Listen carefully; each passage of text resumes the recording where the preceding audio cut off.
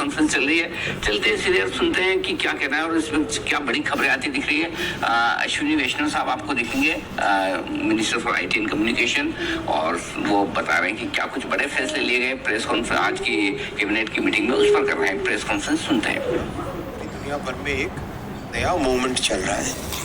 Silicon carbide बहुत ही robust material है, बहुत हाई वोल्टेज पे, हाई टेम्परेचर पे, हर तरह की परिस्थितियों में वो सस्टेन करता है। तो हमारे मिसाइल्स हो, स्पेस के इक्विपमेंट हो, सैटेलाइट हो, रॉकेट्स हो, इंजन हो, रेलवे का, टेलीकॉम के टावर पे लगने वाले इक्विपमेंट हो, उन सब में सिलिकॉन कार्बाइड का मटेरियल लगने लगा है अभी दुनिया में। सिलिकॉन कार्बाइड एक स्ट्रैटेजिक जरूरत है देश की। ये प्लांट सिलिकॉन कार्बाइड मैन्युफैक्चर करेगा, सिलिकॉन कार्बाइड सेमीकंडक्टर्स मैन्युफैक्चर करेगा।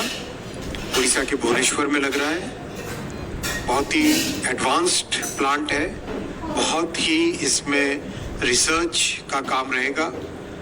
IIT भुवनेश्वर में 45 करोड़ रुपीस के इन्वेस्टमेंट से रिसर्च की यूनिट भी बनी है, जिनको बहुत अच्छी सक्सेस मिली है अभी।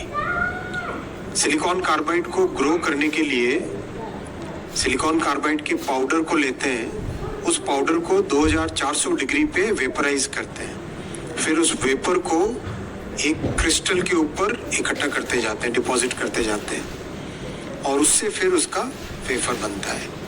तो बहुत ही प्रिसीजन वाला काम है।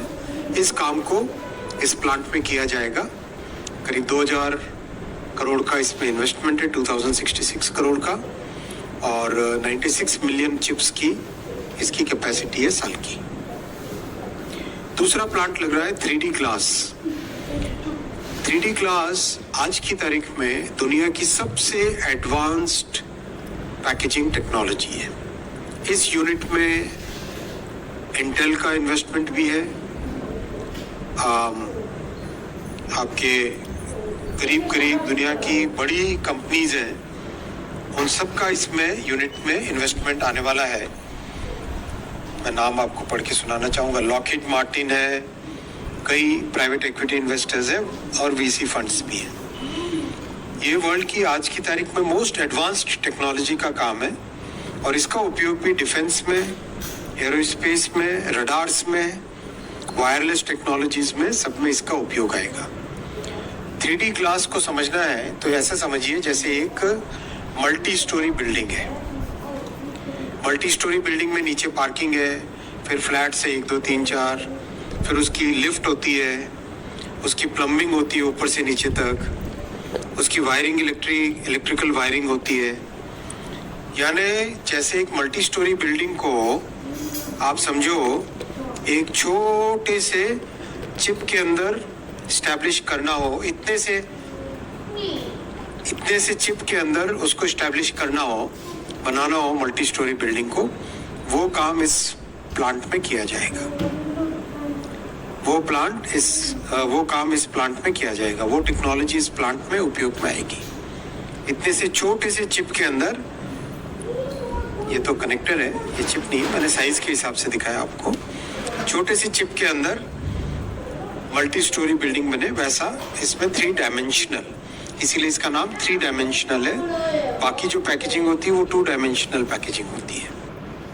ऑलराइट, तो कैबिनेट की तरफ से कुछ बड़े फैसले होते हैं, बहुत बारीकी से समझाते हुए अश्विनी वैष्णव साहब, लखनऊ मेट्रो लाइन के विस्तार को मंजूरी मिली है और किस तरह से सेमीकंडक्टर प्रोडक्शन को लेकर प्रोजेक्ट्स को कैबिनेट की मंजूरी मिली है, ये बहुत महत्वपूर्ण है। 4600 करोड़ की यहाँ पर कुल खर्चे से ये पूरी जो मैन्युफैक्चरिंग सेटअप है की जाएगी, और जो लखनऊ मेट्रो लाइन है उसके लिए भी 5800 करोड़ का खर्च होगा। तो कुछ बड़े मेगा अनाउंसमेंट्स यहाँ पर होते हुए नजर आए। 700 मेगावाट के हाइड्रो पावर प्रोजेक्ट को भी कैबिनेट की तरफ से मंजूरी मिली है।